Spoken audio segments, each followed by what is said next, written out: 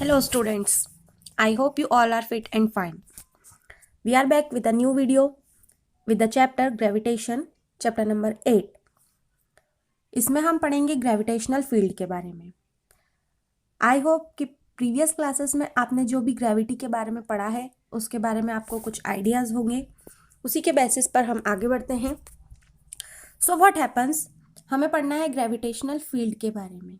Field के बारे में पढ़ना है तो इसके पहले हम देखते हैं कि आपने इलेक्ट्रिक फील्ड के बारे में पढ़ा होगा, मैग्नेटिक फील्ड के बारे में पढ़ा होगा, कैसे जनरेट होती है ये fields. So see, electrostatic force acts between two electric charges. आपने पढ़ा है पहले भी कि अगर कोई भी दो चार्जेस प्लेस होते हैं तो उनके बीच में इलेक्ट्रोस्टैटिक फोर्स जनरेट हो जाता है.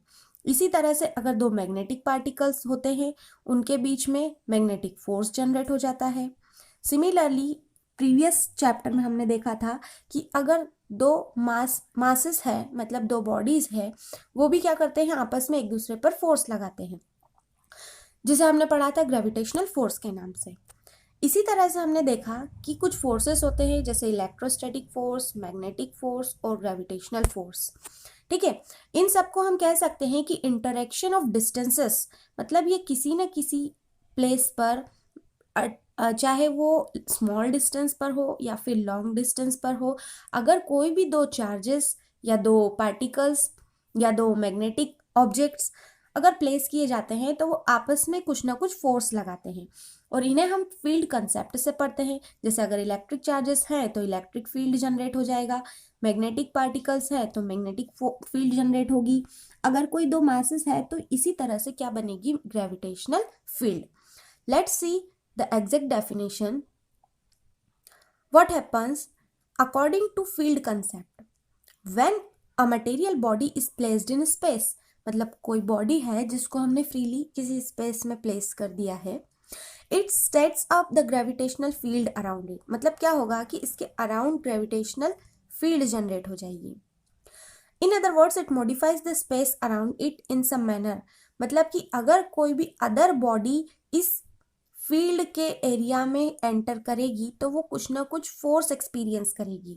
और ऑब्वियसली कि ये ग्रेविटेशनल फील्ड था तो अगर कोई भी बॉडी इस फील्ड के अंदर एंटर करती है तो वो ग्रेविटेशनल फोर्स को एक्सपीरियंस करेगी. Let's see the definition. Gravitational field is the space around a mass और an assembly of masses over which it can exert gravitational forces on the other mass. हम कह सकते हैं कि ग्रेविटेशनल फील्ड क्या होगी कि अगर किसी ऑब्जेक्ट के अराउंड एक फील्ड है, दूसरा ऑब्जेक्ट उस फील्ड में जब एंटर करता है तो वो एक ग्रेविटेशनल फोर्स को एक्सपीरियंस करेगा. तो ये जो फील्ड इसके अराउंड जनरेट हुई है वो ग्रेविटेशनल फील्ड होगी. Now see the intensity of gravitational field. अब इंटेंसिटी क्या होती है, तीव्रता ग्रेविटेशनल फील्ड की. The intensity of gravitational field at the given point is defined as the gravitational force experienced by a particle of unit mass placed at that point. मान लीजिए कि अगर इस फील्ड के अंदर कोई पॉइंट है तो वो कुछ ना कुछ फोर्स एक्सपीरियंस करेगा. m मास की अगर कोई बॉडी है वो इस फील्ड में कितना फोर्स एक्सपीरियंस करेगी, यही उसकी इंटेंसिटी कहलाएगी. ठीक है, सो लेट्स सी, इसे हम I से रिप्रेजेंट करेंगे. मान लीजिए कि at a given point in the gravitational field a body of mass m experience a gravitational force m. किसी एक फील्ड के अंदर m मास की एक बॉडी है, वो F फोर्स एक्सपीरियंस कर रही है, तो इंटेंसिटी ऑफ ग्रेविटेशनल फील्ड क्या हो जाएगी, F/m. मतलब कि कितना फोर्स वो मास एक्सर्ट उस पर एक्सपीरियंस कर रहा है, यही उसकी इंटेंसिटी कहलाएगी. नाउ सी कि हम इसको मैथमेटिकली किस तरह से एक्सप्रेस कर सकते हैं. मान लीजिए कि एक बॉडी है जिसका मास कैपिटल M है, placed at a point O. P is a point in the gravitational field such that OP कितना होगा, R होगा. मान लीजिए कोई एक ग्रेविटेशनल फील्ड है, उसके अंदर M मास की बॉडी को आपने प्लेस किया है पॉइंट O पर. बाहर हमने एक पॉइंट ले लिया है P इसी ग्रेविटेशनल फील्ड के अंदर. जब O से अगर हम P को कनेक्ट करेंगे तो इसकी डिस्टेंस होगी R. Now imagine a particle of mass m. ठीक है, यहाँ पॉइंट P पर हमने पार्टिकल m मास का पार्टिकल इमेजिन किया है। Now see according Newton's law of gravitational force on mass m। अब हमने देखा कि दो बॉडीज है, ठीक है, एक पॉइंट O पर है और एक पॉइंट P पर है। O पॉइंट पर जो बॉडी है उसका मास m है और P पॉइंट पर है जिसका मास स्मॉल m है। ये दोनों पॉइंट एक ग्रेविटेशनल फील्ड के अंदर है, तो इस P पर लगने वाला फोर्स कितना होगा? न्यूटन्स लॉ के अकॉर्डिंग हम देखें कि F इज इक्वल टू कितना होगा? F is equal to G m upon r square. G gravitational constant है, m मास ऑफ बॉडी और P पार्टिकल का मास अपॉन r स्क्वायर, इन दोनों के बीच का distance. Then the force of gravity on unit mass placed at P। Force कितना होगा इसके ऊपर? Force of gravity on unit mass placed at point P। यहाँ से हमने देखा ये जो स्मॉल m है वो कहाँ जाएगा? नीचे। यहाँ हमको मिलेगा gm upon r square. As per the definition gravitational field intensity at point P। हमने अभी डेफिनेशन में पढ़ा इंटेंसिटी क्या होती है? F अपॉन m होती है। तो यहाँ हमने लिख दिया I, कितना मिला हमें? gm upon r square. So this is the expression for gravitational field intensity.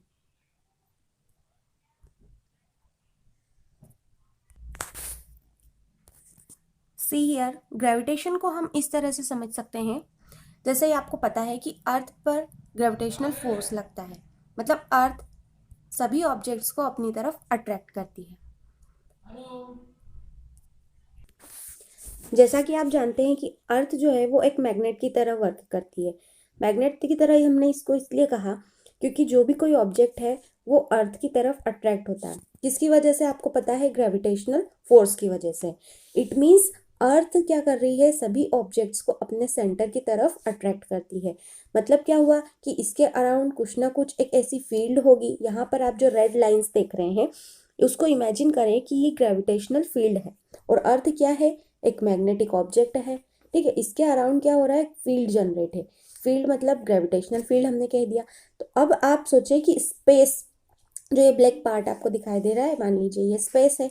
तो स्पेस से अगर कोई भी ऑब्जेक्ट अर्थ की तरफ मूव करेगा और वो अगर इस फील्ड के अंदर एंटर करने की कोशिश करे, ठीक है, तो क्या होगा कि जब भी वो इस फील्ड के अंदर एंटर करेगा वो अर्थ की तरफ से लगने वाले फोर्स को एक्सपीरियंस करेगा और उस फोर्स की वजह से वो अर्थ की तरफ अट्रैक्ट होगा। तो ये जो कंसेप्ट है, ये जो एरिया दिखाई दे रहा है आपको, वो ग्रेविटेशनल फील्ड का एरिया रहेगा। Earlier you have studied about the mechanical energy, जिसमें आपने देखा था कि मैकेनिकल एनर्जी जो होती है वो दो एनर्जी से बनी हुई होती है। One is potential energy and another is kinetic energy.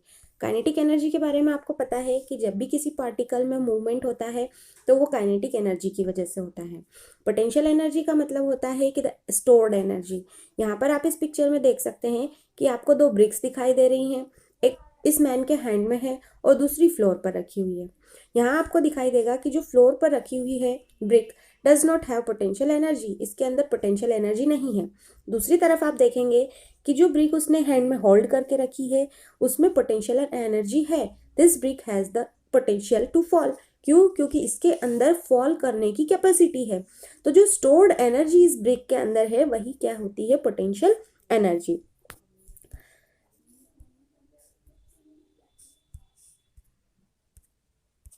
Here we have to study about the gravitational potential energy। तो पोटेंशियल एनर्जी आपको समझ में आया क्या होती है? The hold energy, hold capacity, मतलब उसके अंदर जो क्षमता है वो पोटेंशियल एनर्जी होती है। अभी हम पढ़ रहे हैं ग्रेविटेशनल पोटेंशियल एनर्जी के बारे में।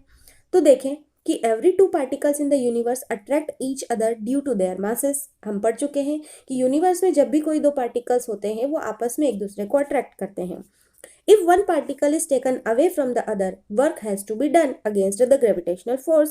मान लीजिए कि अर्थ है, अर्थ के पास ग्रेविटेशनल फोर्स है। अगर कोई भी ऑब्जेक्ट अर्थ की सरफेस पर आप फ्रीली फॉल करवाएंगे तो क्या होगा कि वो नीचे की तरफ अर्थ अट्रैक्ट करेगी, इसलिए वो क्या करेगा? वहां पर नीचे सरफेस पर गिर जाएगा। अब हम बात कर रहे हैं कि अगर हम किसी पार्टिकल को दूर लेकर जाना चाह रहे हैं, है ना, मतलब यहाँ पर पहले क्या हो रहा था? Earth force of attraction apply कर रही थी, ग्रेविटेशनल फोर्स अप्लाई कर रही थी, जिसकी वजह से वो पार्टिकल नीचे की तरफ आ रहा था। लेकिन हम यहाँ बात कर रहे हैं कि अगर हमें एक पार्टिकल को दूर लेकर जाना है, मतलब वर्क क्या होगा, इस ग्रेविटेशनल फोर्स के अगेंस्ट वर्क होगा। ठीक है, मतलब ग्रेविटी का काम क्या होता है, अपनी तरफ खींचना। हम किसकी बात कर रहे हैं कि अगर हमको पार्टिकल को दूर लेकर जाना है तो वर्क कैसा करना पड़ेगा, हमें ग्रेविटी के अगेंस्ट काम करना पड़ेगा। On the other hand when they are brought closer, अगर हम क्या करें कि उन दोनों को करीब लेकर आए, the work is done by the gravitational force. ठीक है, मतलब हम क्या करेंगे कि अगर हम फ्रीली फॉल करवाते हैं, यहाँ से हमने छोड़ दिया कुछ डिस्टेंस पर ले जाकर, तो क्या होगा कि वो आएगा, ऑटोमेटिकली आ जाएगा। लेकिन हम अगर जानबूझ के उसको इसकी तरफ लेकर आ रहे हैं, कोई फोर्स अप्लाई करके हम उसको सरफेस पर ला रहे हैं, तो वो वर्क क्या कैसा होगा, ग्रेविटी की वजह से होगा। और दूर लेकर अगर जा रहे हैं तो ग्रेविटी के अगेंस्ट हमको काम करना पड़ेगा। So the work done on the particle is stored in the form of potential energy. अभी हमने देखा पिक्चर में भी कि अगर किसी भी बॉडी के अंदर एनर्जी स्टोर है, मतलब आगे जाके वो काम कर सकती है, तो वो क्या होती है, पोटेंशियल एनर्जी होती है। Therefore, if the distance between the two particles is changed, मतलब उन दोनों के बीच का डिस्टेंस अगर हम चेंज कर दें, या तो हम कम करें या फिर हम ज़्यादा करें, there is change in the potential energy of the system. मतलब क्या होगा कि इसकी पोटेंशियल एनर्जी में चेंज होगा। The potential energy of a body at infinity is taken as zero. मतलब अगर बॉडी इनफाइनाइट डिस्टेंस पर है तो उसकी पोटेंशियल एनर्जी को हम क्या कहेंगे, जीरो कहेंगे। यहाँ पर क्या समझा हमने कि अगर आप कोई दो बॉडीज के बीच में कोई फोर्स लग रहा है, चाहे वो फोर्स ऑफ अट्रैक्शन हो या force of repulsion, then you have to do the work. और वहां पर चेंज किस में होगा, पोटेंशियल एनर्जी में होगा। आगे देखें, what is the exact definition कि the gravitational potential energy of a particle at a given point of field is equal to the amount of work done in bringing the particle from infinity to the point of the field। मतलब किसी भी point किसी भी field के अंदर उसको infinite से उस पॉइंट तक लेकर आने में जितना भी वर्क किया जाएगा, वही उसकी ग्रेविटेशनल पोटेंशियल एनर्जी होगी। Since no work has to be done in bringing particle from infinity to the given point, but work has to be done by the gravitational field, so the gravitational potential energy is always negative। gravitational potential energy क्या होगी, हमेशा negative होगी। Gravitational potential energy near the earth surface. अब हम यहाँ पर इसे mathematical expression के फॉर्म में देख लेते हैं। मान लीजिए कि मास ऑफ अर्थ क्या होगा, कैपिटल P है और उसकी रेडियस क्या है, R। A particle of small m mass is lying at point P, which is at a distance r from the center O of the earth। तो gravitational potential energy को हम P से denote करेंगे। आइए देखते हैं इसे हम पिक्चर के फॉर्म में, कि ये जो आपको स्फीयर दिखाई दे रहा है, इसे हम इमेजिन करते हैं कि ये अर्थ है जिसका मास है कैपिटल M। ठीक, सेंटर अर्थ का O है और अर्थ की रेडियस कैपिटल R मान ली हमने। अब पॉइंट कहीं P पर एक मास स्मॉल m का बॉडी है, तो देखें कि ग्रेविटेशनल पोटेंशियल एनर्जी क्या होगी। Let's see, at one instant of time m lies at point A where OA is equals to x। मतलब क्या कहा हमने कि ये अर्थ यहाँ पर क्या हो रहा है, पॉइंट P है और कहीं पर पॉइंट A है।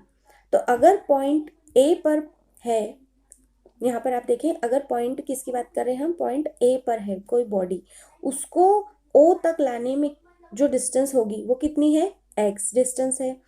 अब आप बता रहे हैं x डिस्टेंस है, तो यहाँ पर लाने में जो फोर्स अप्लाई होगा वो कितना होगा, F is equals to Gmm upon x square. ठीक है, कितना फोर्स वर्क यहाँ पर अप्लाई होगा, gravitational force Gmm upon x square, क्योंकि x क्या है, उनके बीच की डिस्टेंस है। अब work done in moving the particle from A to B, अगर हम A से B तक ले आए तो स्मॉल डिस्टेंस हमने देखा था, ये A, ये पॉइंट A, ये पॉइंट B और ये मान लीजिए यहाँ तक O था। टोटल डिस्टेंस कितनी थी, x थी। A से O तक लाने में जो वर्क होगा वो कितना होगा, x डिस्टेंस पर वर्क होगा। अगर हम क्या कर रहे हैं, पॉइंट A से B तक ला रहे हैं, मतलब कि स्मॉल डिस्टेंस dx की बात कर लेंगे हम, तो dx का कितना होगा, वर्क डन की बात कर रहे हैं हम, वर्क डन कितना होता है, F dx होता है। तो F की वैल्यू हम यहाँ से रख देंगे और dx ये रहा। Now see the work done in bringing mass m from infinity two point p।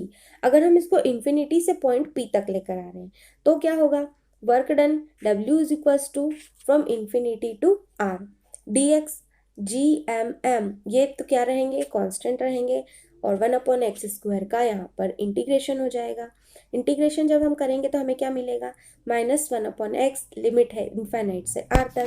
जब आप इनकी वैल्यूज पुट करेंगे तो आपको क्या मिलेगा, -1/r और 1/∞। आपको पता है 1/∞ की वैल्यू कितनी होती है, 0 होती है। तो यहाँ पर आपको क्या मिल जाएगा, w is equals to -GMM/r। ठीक, as per the definition of the work done is stored in the body in the form of gravitational potential energy. मतलब कि जितना भी वर्क डन होता है वो पोटेंशियल एनर्जी के फॉर्म में स्टोर होता है। तो यहाँ पर हम w को u लिख सकते हैं। आपको पता ही है कि जितना भी वर्क करेंगे उतनी क्या होती है, एनर्जी होती है। यहाँ पर हम बात कर रहे हैं किसी भी पॉइंट को इनफाइनाइट से आर डिस्टेंस तक लाने के लिए, तो जितना वर्क डन होगा उतनी ही उसकी ग्रेविटेशनल पोटेंशियल एनर्जी होगी। यहाँ पर आप देखेंगे कि W को हमने क्या लिख सकते हैं, U से डिनोट कर सकते हैं। U क्या है, ग्रेविटेशनल पोटेंशियल एनर्जी। तो U की वैल्यू यहाँ हो जाएगी -GMM/r, जहाँ R जो है वो क्या है, कैपिटल R मतलब कि on the surface of earth अगर हो तो हमारे पास क्या हो जाएगा, ग्रेविटेशनल पोटेंशियल एनर्जी -GMM/R, है ना। कैपिटल R जहाँ पर क्या है, radius of earth. I hope you have understood. Thanks for watching the video.